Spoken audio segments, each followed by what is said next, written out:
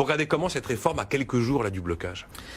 Moi, ce qui me pose un énorme problème actuellement, et c'est quelque chose qui m'obsède en fait, c'est le problème de la connaissance. C'est-à-dire que ce qui est très impressionnant aujourd'hui, c'est que, évidemment, par rapport à l'époque où j'ai commencé mes études d'économie, on a un accès aux données, aux statistiques, qui est absolument sidérant.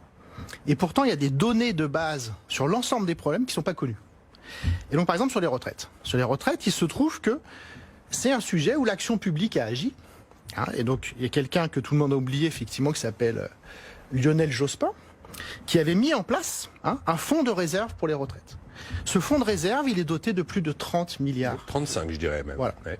Mais il y a des engagements qui fait que bon. D'autre part, les systèmes de retraite complémentaires ont eux aussi des fonds de réserve. Et le président du Conseil d'orientation des retraites, qui est censé être quand même la personne qui connaît le mieux l'état des retraites en France, nous dit ces fonds de réserve, leur total c'est 116 milliards d'euros.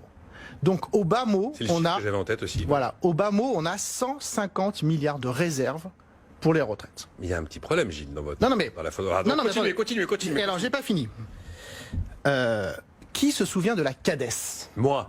Bah oui. 96, On suit au sujet. création de la caisse d'amortissement de la dette sociale financée par la CRDS, la contribution au remboursement de la dette sociale dont la durée de vie a été prolongée en théorie et ne peut plus être prolongée au-delà de 2024. 20 sur 20. Hein.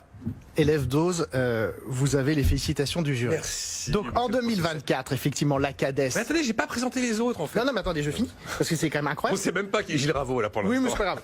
Ça n'a aucune espèce d'importance. Parce que ça, c'est une chose, l'information chacun peut vérifier sur Internet facilement. Donc la CADES, effectivement, aura fini de rembourser la dette de la Sécu en 2024 et dégagera au minimum encore 24 milliards d'euros. Le président de la CADES... dégagera 24 milliards. Mais oui, euros. Jean-Louis Ray déclare: aucun gouvernement n'a eu à arbitrer une telle manne. Donc ce que ça veut dire, c'est qu'en fait, et donc c'est là qui est quand même sidérant, je suis désolé de décevoir tout le monde, mais en fait il n'y a pas de problème de financement des retraites, et je pourrais continuer longtemps comme ça en expliquant qu'avec une politique d'emploi un peu moins débile, en créant des emplois et en augmentant les salaires, on finance les retraites mais hyper large. Et pourquoi ?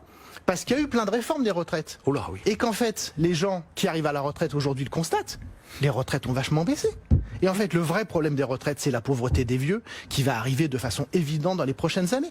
Qui n'est pas massive aujourd'hui. Qui n'est pas du tout massive aujourd'hui, qui est la aujourd'hui. plus grande réussite de l'histoire sociale de la France. Parce qu'avant, quand on était vieux, soit on avait du patrimoine, soit on était pauvre, et la grande majorité des gens étaient pauvres. Et la première réussite de notre système social, c'est qu'on a un taux de pauvreté parmi les vieux, qui est effectivement un des plus bas du monde et un des plus bas de l'histoire, évidemment. Mais demain, avec la dépendance, les amis des EHPAD qui se gavent et qui vous coûtent 2000 ou 3000 euros par mois, etc., on va avoir un énorme problème social qui va être la pauvreté, en fait, des vieux, des gens, des parents, les enfants qui vont devoir revendre la maison qu'ils ont mis 20 ans à acheter pour payer la dépendance de mamie, papy, etc. Donc c'est ça le vrai souci. Et je passe sur l'incroyable écart d'espérance de vie qui existe dans notre pays. Étude de l'INSEE de 2017, 13 ans d'écart d'espérance de vie entre un ouvrier qualifié et quelqu'un comme moi. C'est quand même des trucs énormes. Donc pourquoi on ne parle pas de ça et pourquoi on nous gave une fois de plus avec un problème monétaire qui, je suis désolé, n'existe pas. Gilles Ravaud, il est maître de conférence à l'Institut d'études européennes de Paris 8 Saint-Denis, journaliste à Charlie Hebdo, et il est l'auteur de Économie, on n'a pas tout essayé.